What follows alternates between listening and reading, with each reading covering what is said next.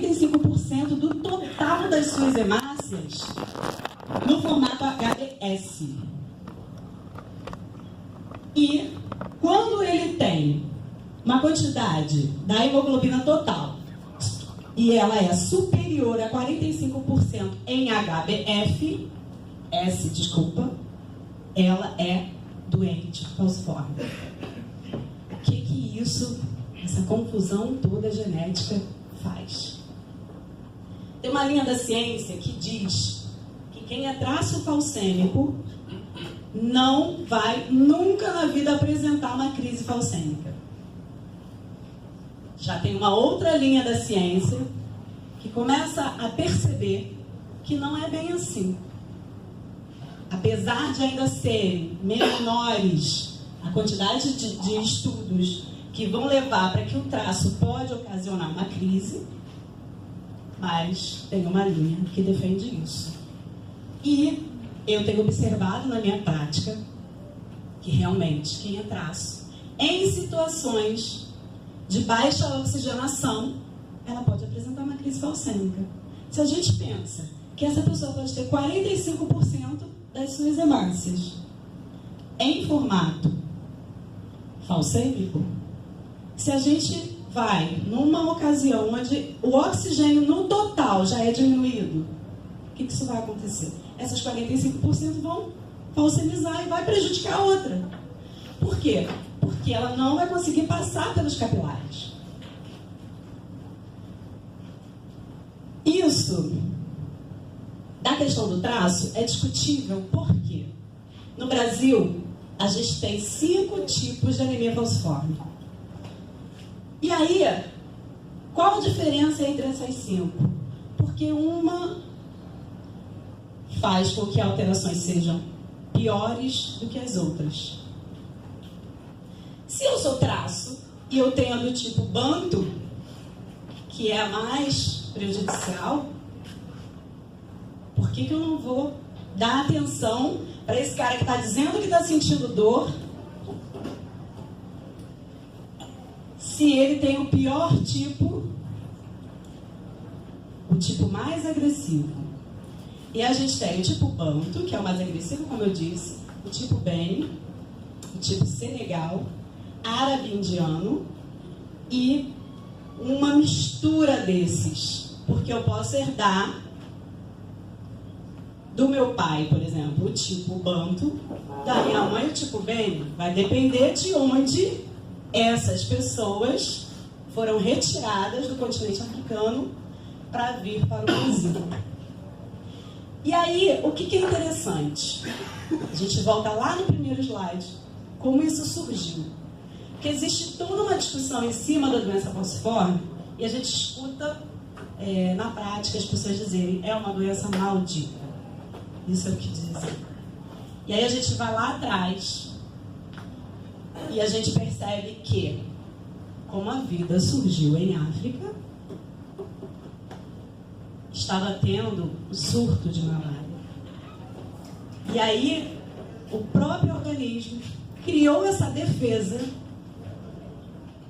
que é a alteração desse único ponto que faz com que quem é traço falcêmico seja imune à malária. Então isso aconteceu lá atrás para que nós hoje estivéssemos aqui.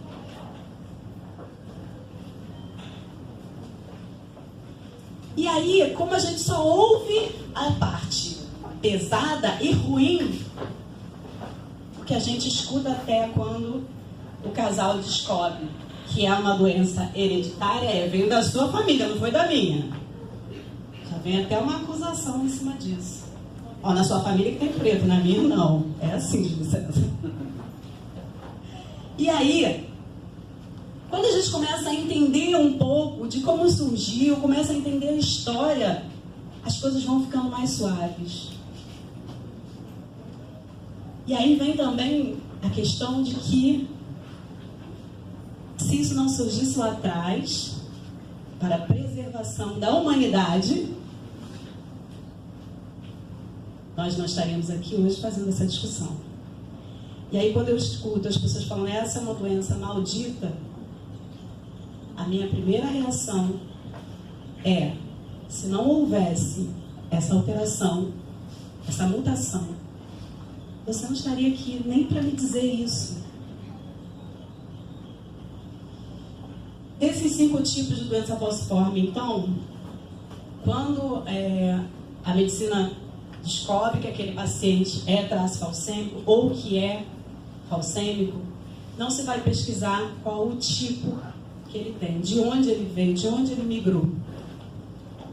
Eu só vi uma pesquisa sobre isso, que me emocionou muito, que foi quando eles começaram a pesquisar qual o tipo de anemia falciforme tinha naquela família, e aí eles levaram essas pessoas para o continente africano, para que eles pudessem conhecer suas próprias raízes.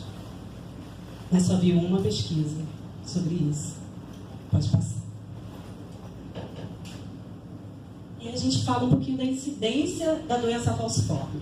E por isso que eu torno a chamar a atenção para o título, que é doença falciforme, um problema nosso.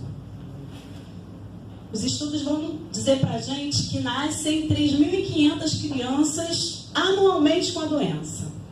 E aí a gente para pensar, 3.500 crianças no Brasil inteiro é pouco. Mas esse mesmo estudo vai me dizer que 200.000 crianças nascem com o traço falcêmico todo ano. A gente já aprendeu que vai nascer mais traço do que doente falcêmico, até pela questão de preservação da vida. Quem é traço fica imune à malária. Então, esse histórico vem nos acompanhando. E aí, a gente vem de uma questão de que essas crianças que nascem com uma doença, a grande maioria morre antes dos 5 anos de idade. Ainda. Uma doença, né, uma mutação que surgiu antes de Cristo. E os geneticistas, eles dizem que a doença falciforme, ela auxiliou para um vasto conhecimento genético. As pesquisas em cima da doença falciforme fizeram com que houvesse luz para tratamento de várias outras doenças, porque quando você começa a decodificar o DNA, você vai descobrindo tantas outras coisas, mas o próprio Ministério da Saúde, num livro, quando ele vai explicar o processo que foi para a implantação do programa de anemia falciforme, ele diz que os negros não tiveram benefício com tantas descobertas em cima da doença falciforme. É desviado. Aí eu estou estudando doença falciforme, caramba, mas eu descobri fenilcetonúria, então vou trabalhar fenilcetonúria. E aí, continuo na minha linha de pesquisa, nossa, mas eu descobri que a doença falciforme pode ser auxiliada com isso aqui, não, mas aí eu vou para cá, por quê? Por quê? Racismo institucional. O SUS admite o racismo institucional. Quando eu fui defender a minha tese, e eu falei no racismo institucional, o meu examinador disse que eu estava blefando e que eu não podia falar sobre isso. E o interessante foi que eu estava com sei lá quantos exemplares do manual de anemia falciforme em cima da mesa, já para me preservar, porque foi muito difícil falar sobre isso, falar sobre esse tema. Eu não conseguia entender por que as pessoas tentavam fazer com que eu desistisse de falar sobre isso. Eu fiz fisioterapia, me formei em fisioterapia, e quando eu decidi defender esse tema, eu escutei o seguinte: fala sobre joelho. Falei, tudo bem, eu vou falar sobre joelho. Eu vou falar de joelho do falcêmico, porque o falcêmico tem joelho. Se ele tem o joelho que vai estar prejudicado biomecanicamente, porque ele, com uma úlcera de perna, que é aquela ferida no maléolo, ele vai utilizar uma posição antálgica, uma posição para não sentir dor, ele vai utilizar essa aqui. que é o pé equino, é a ponta do pé. Se ele utilizar essa posição, aí falando do joelho, tá, gente? Se ele utilizar essa posição, ele vai economizar esse músculo aqui, da panturrilha, que é o gastrocnêmio. Isso eu falando para o meu professor para falar que eu ia falar sobre o joelho do falsêmico. Então, se ele vai economizar o gastrocnêmio, ele vai diminuir o retorno para o coração dele, porque a gente sabe que a panturrilha é uma bomba que faz o retorno sanguíneo. Então, ele vai diminuir o retorno sanguíneo. Por questões musculares, o corpo é assim. Se você não está utilizando uma coisa, ele economiza. Então, por questões musculares, se ele não está utilizando o gastrocnêmio, ele vai prejudicar a biomecânica do joelho. E eu explicando isso ao meu professor. Tá bom, Luciane, fala de anemia falciforme. E aí eu ganhei e consegui. Só que, ainda assim, eu não tinha um professor que quisesse me orientar. Porque para me orientar em cima desse tema, eles teriam que aprender. Para depois me orientar. E dar trabalho, estudar. Então, fala de joelho, que é uma coisa que todo mundo já fala. Então, eu decidi que eu precisava ganhar os meus professores também. E eu comecei a perceber todo o sofrimento que tinha em volta dessa questão. E aí eu defendi um tema com o seguinte título: Anemia falciforme, questões sociais e fisioterapêutica. Porque aí eu encontrei um professor que era sociólogo, que me dava todo o amparo a respeito do racismo que aquela pessoa estava sofrendo para não ter o tratamento e também para que eu fosse impedida de falar sobre aquilo. Até que eu encontro uma professora que me diz o seguinte, em off: Luciane, você vai pagar caro numa faculdade de fisioterapia, vai atender preto e pobre? Isso é racismo institucional e estrutural. Porque a gente foi formado com uma estrutura racista que faz com que todas as instituições respondam de forma racista. Quando... Pode passar, por favor. A referência que eu utilizei, que foi o Araújo, quando eu comecei a descobrir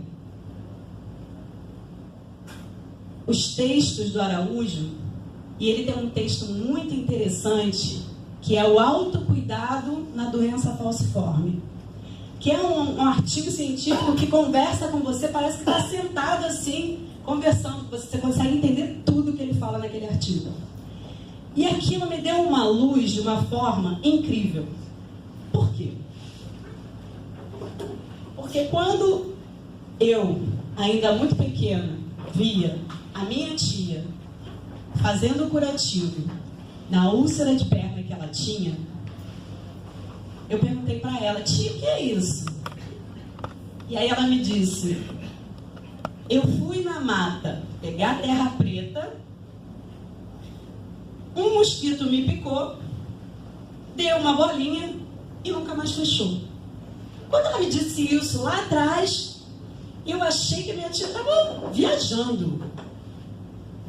Como é que um mosquito fez com que ela tivesse uma úlcera de Malelo, onde quando ela estava fazendo curativo, eu entrava no quarto e eu via o osso da minha tia.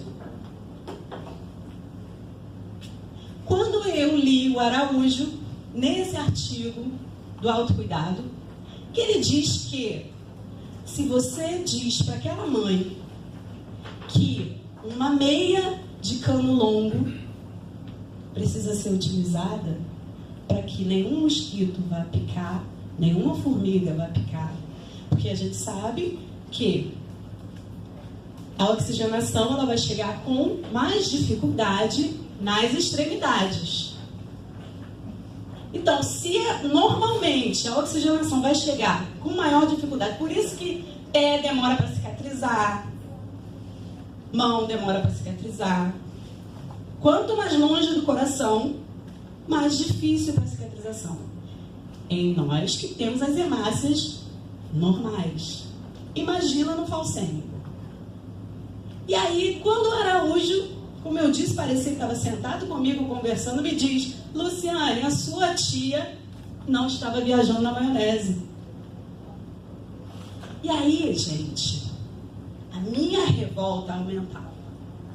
Porque eu pensava, gente, era só avisar para minha tia que ela tinha que proteger aquela perna, que evitaria aquele sofrimento todo que eu via. A coisa é tão simples.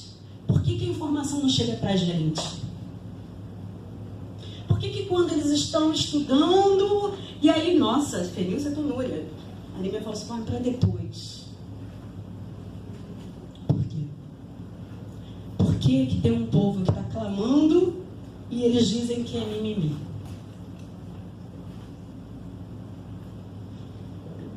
Vamos lá para a incidência. 3.500 crianças com a doença, que a gente acha pouco, 200 mil com o traço. Vamos pensar nisso a cada 2 anos? A cada 2 anos a gente vai ter 7.500 crianças com a doença, 400 mil com traço. Vamos pensar nisso daqui a 10 anos? Não é uma incidência baixa. E aí a gente vai estudar os artigos e vai ver que está lá. Doença falciforme é a doença hereditária de maior prevalência no mundo. Não é no Brasil apenas. No mundo inteiro. Porque a diáspora fez com que nós nos espalhássemos. Se é a doença hereditária de maior prevalência no mundo, por que ainda não chegou para todo mundo as informações sobre isso? Racismo institucional. Aquele mesmo que fez com que alguém me dissesse para eu falar de joelho, aquele mesmo que me perguntou se eu vou pagar uma faculdade de fisioterapia cara para tratar preto e pobre, é o mesmo racismo que faz com que nós não conheçamos o autocuidado em doença falciforme, e que pode ser simples. Vamos lembrar de uma meia de cano longo. Aí, conversando com o Júlio César lá dentro, ele perguntou sobre como saber, né? Como fazer o exame. O adulto, ele faz um exame chamado eletroforese de hemoglobina. Colhe o sangue e faz um teste. Que quando eu comecei a pesquisar, esse teste, e esse teste se faz no SUS, tá, gente? Quando eu comecei a pesquisar, esse teste cobrava, valia acho que R$3. E aí aquilo não entrava na minha cabeça. Gente, é muito barato para fazer. Hoje ele vale R$20 no particular. Tem lugares que vão cobrar mais caro, mas eu vi entre R$20 e R$70, vai depender do laboratório. Mas ainda é um valor acessível. Por que não tem divulgação? E aí, novamente, os cientistas assumem que as pesquisas em doença falciforme foi um grande ganho para a genética. E o Ministério da Saúde diz, até um artigo do professor Naum, da USP, que diz que os negros não tiraram vantagem desses estudos ainda. Lá em 1993, o Ramalho já falava pra gente que a doença falciforme era um problema de saúde pública. E aí, vamos lá para o título. Saúde pública é um problema nosso, de todos nós.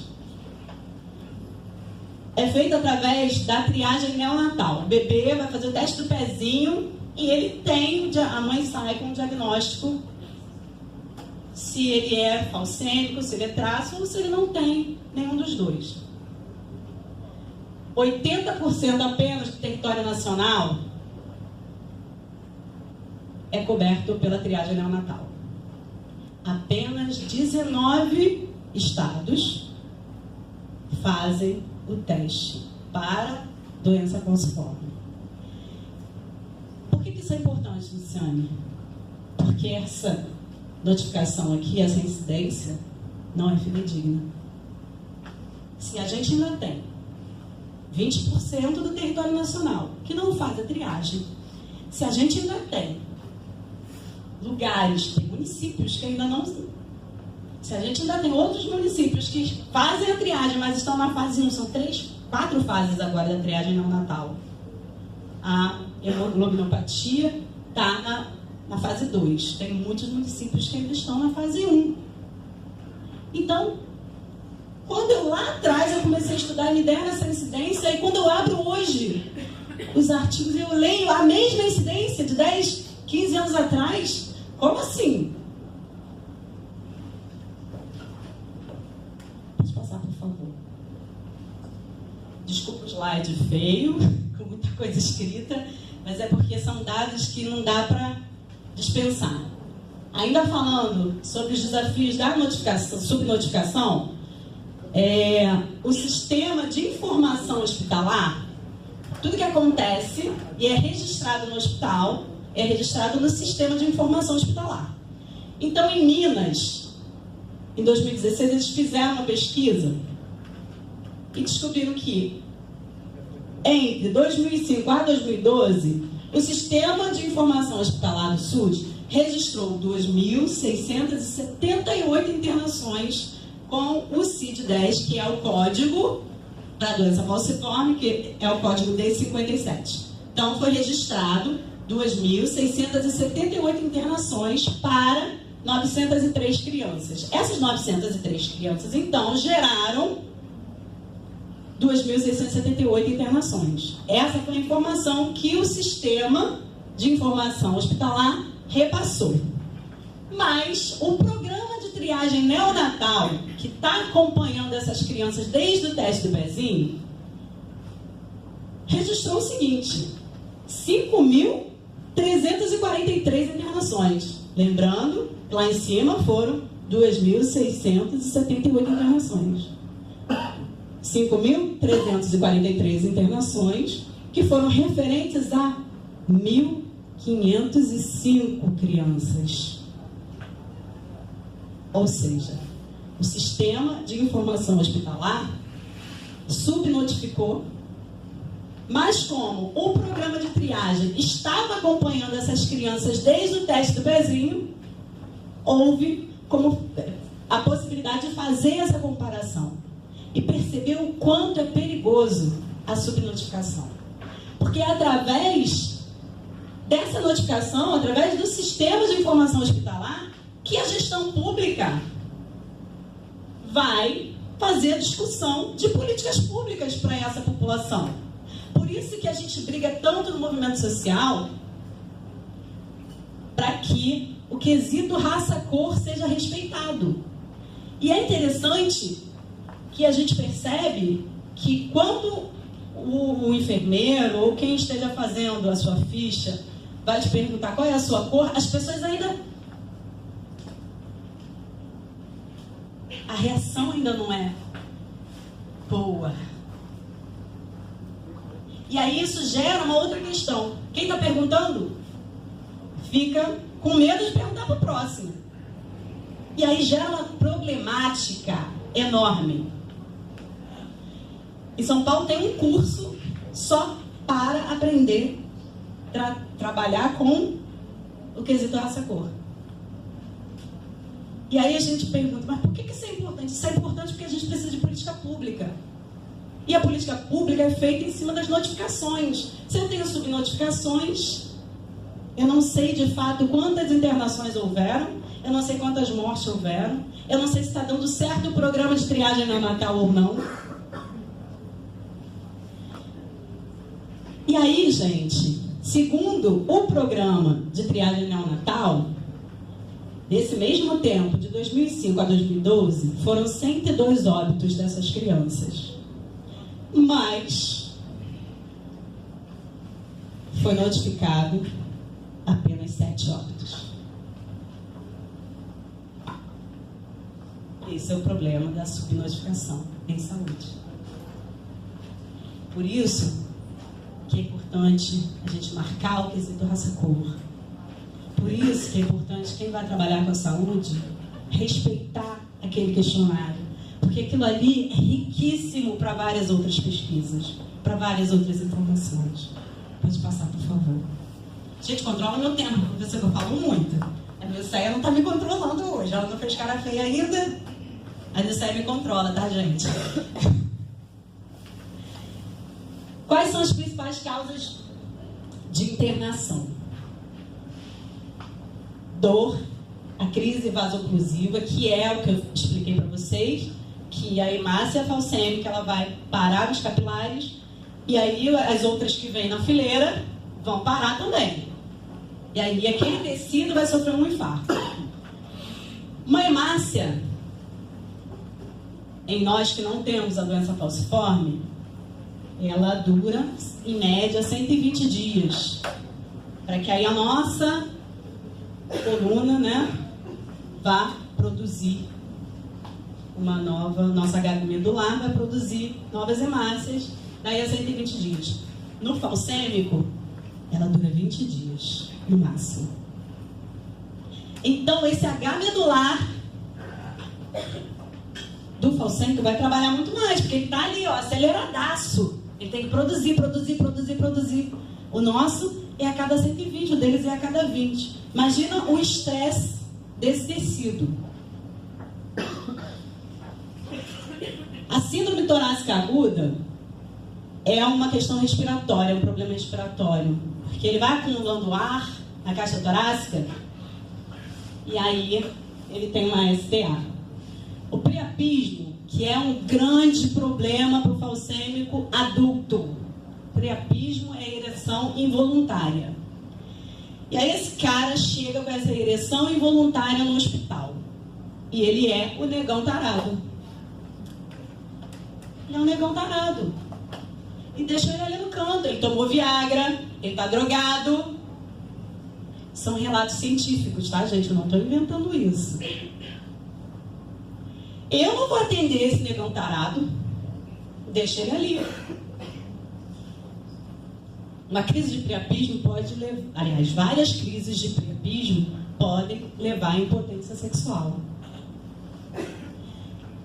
Tem uns artigos que falam sobre crianças, onde a gente vai ler que a mãe, quando ela começa a entender o que é o priapismo, ela para e fala: eu pensei que o meu filho estava de safadeza. Eu bati nele tantas e tantas vezes. Olha a falta de informação que faz.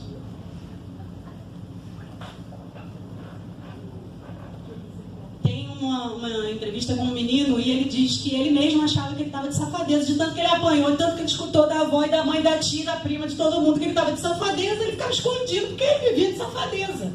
Era uma ereção involuntária por conta da doença falciforme. Os corpos cavernosos sequestraram esse sangue e não conseguiu sair dali porque houve um infarto naquele tecido. E o racismo institucional faz com que esse negão seja visto como o negão tarado que vai ficar ali sofrendo de dor, porque tomou Viagra demais, não está conseguindo voltar ao estágio normal, então vamos deixar o cara sofrendo. Racismo institucional mata. E a gente precisa falar sobre isso. Por isso é um problema nosso, não é mais só nosso negro, não, da população negra, não. Não pode mais ficar só entre nós. Porque ainda os médicos são brancos. A grande maioria. 3% dos que se formam em medicina são negros. E se eles não souberem dos nossos problemas e das nossas questões, nós vamos continuar sendo vistos dessa forma. As infecções que são variadas, acidente vascular cerebral, eu sou fisioterapeuta, né? Como eu falei para vocês. E não tem, acho que, questão maior que leve a pessoa a procurar fisioterapia do que um AVC. Um acidente vascular cerebral, um derrame cerebral. E eu começo a me questionar por que eu, enquanto fisioterapeuta, recebo tantas pessoas que sofreram derrame, mas ninguém me diz que ele é falcêmico. Ninguém me diz que ele é falcêmico.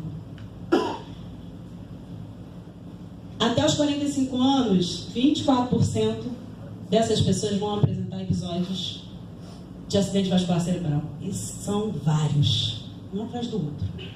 Como eu disse para vocês, lá no início, a partir partir dos 6 meses de idade, essa hemoglobina vai modificar. Só que a gente está falando de corpo, de organismo, de vida.